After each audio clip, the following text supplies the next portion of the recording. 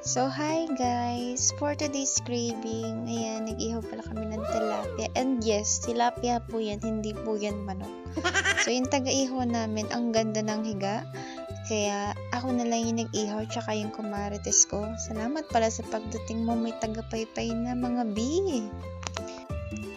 Ayan, nilagyan ko yan ng bawang sibuyas, kamatis, at konting luya. Tsaka magic sarap, para masarap. So, ang ganda din ng panahon pala ngayon. Mainit pero may hangin. So, chinecheck pala yan. Baka mamaya sunog na yung kabila, hindi mo pa alam. So, normal lang naman sunog, malamang inihaw yan, mga bee.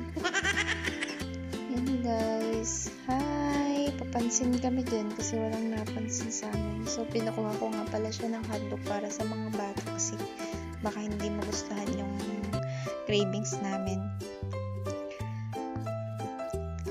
Ayan, paluto na siya. Siguro, luto na talaga yan. Tapos nung dumating na naman yung isa namin kumarites dyan, pinapaiyak lang naman yung alaga ko. Tapos ito pa mga be, ang dami niyang kinukwento. Hindi ko alam kung alin ang totoo. Char! Ayan, luto na. Bumili din kami ng juice.